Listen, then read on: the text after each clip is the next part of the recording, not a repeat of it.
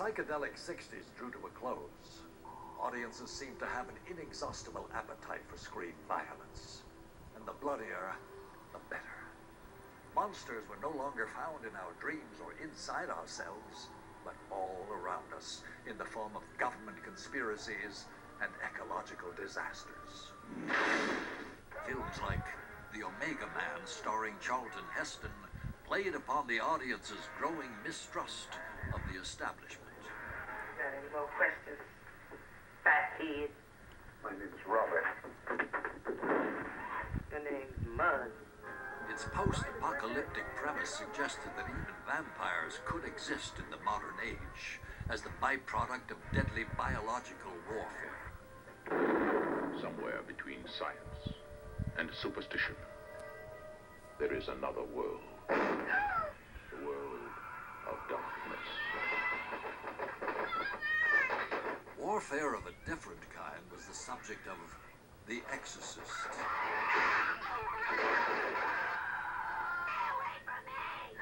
Starring Ellen Burstyn, it concerned a suburban mother who fights to free her daughter from demonic possession.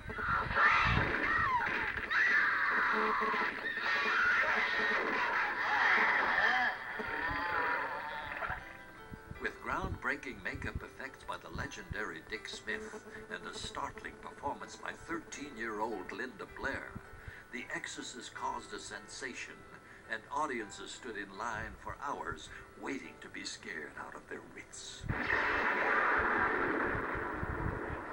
Satan was also featured in The Omen, in the form of a small, seemingly innocent child named Damien.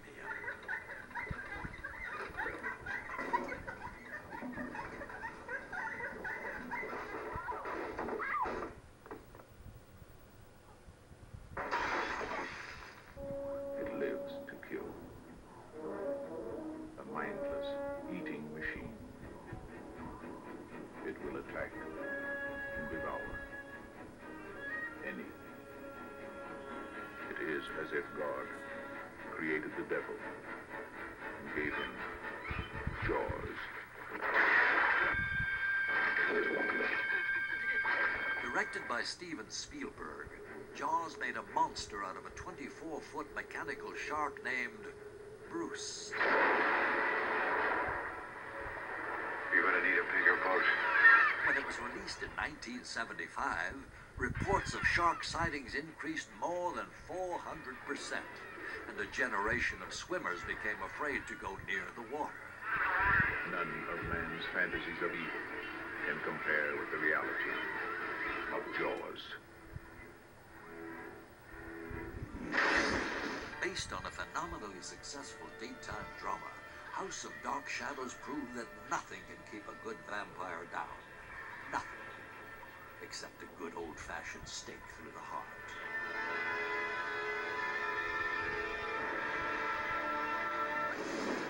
Another variation on the classic vampire tale was Blackula, starring William Marshall as the undead count. Monsters were bigger, bloodier, and sexier than ever. Dr. Jekyll now transformed into Sister Hyde. This is the new Dr. Jekyll, the most evil woman you'll ever see. This is the sensuous Sister Hyde, the most evil man you'll ever meet. Dr. Jekyll, Sister Hyde, man or woman or both. The Phantom of the Opera haunted rock concerts.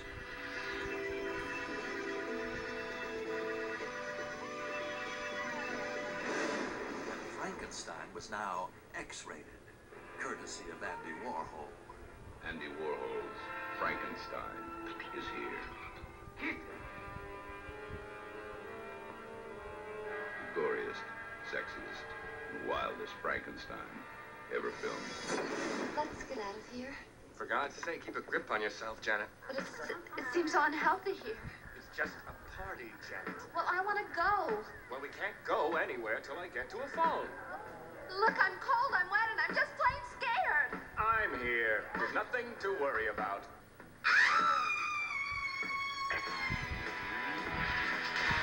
Undoubtedly one of the most bizarre and most popular of the classic monster send-ups was the Rocky Horror Picture Show. I'm just a sweet transvestite from transsexual Transylvania. Starring Susan Sarandon, Barry Boston, and the irrepressible Tim Curry as Dr. Frank N. Furter, the film did for classic monsters what Abbott and Costello never could. So, come up to the lab and see what's on the slab. I see you shiver with anticipation.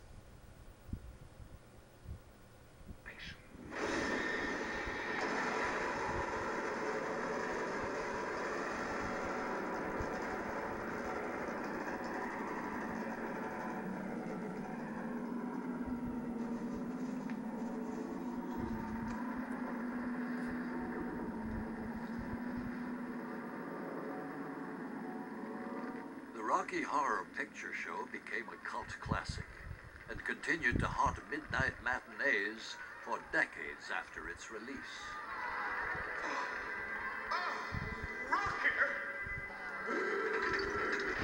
Alive!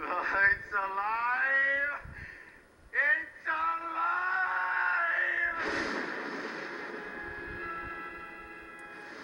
Another spoof of the screen's classic monsters came in the form of Young Frankenstein.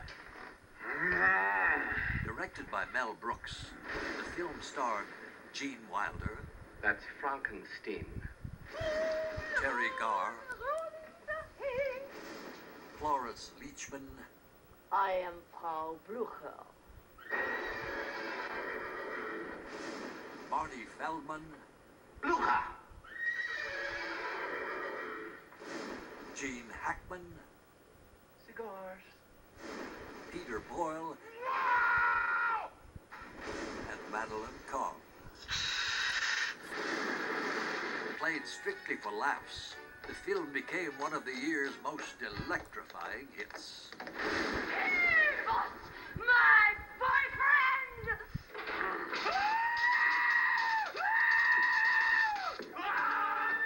But as Frankenstein was being played for laughs, Dracula could still be played for thrills.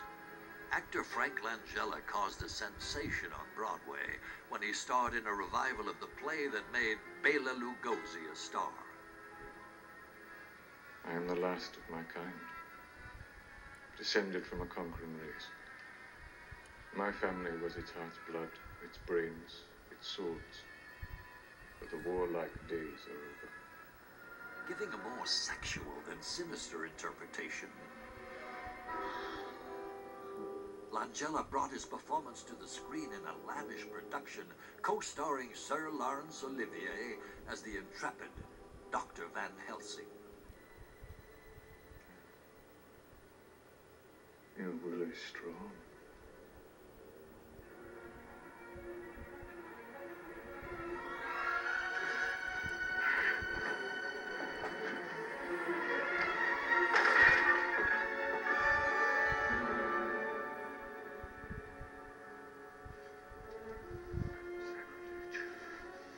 Sacrilege!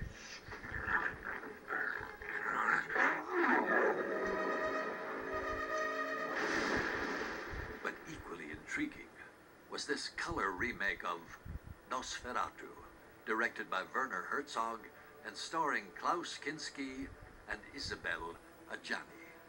Nosferatu the undead, he who drinketh the blood of his victims and turns them as well into phantoms of the night.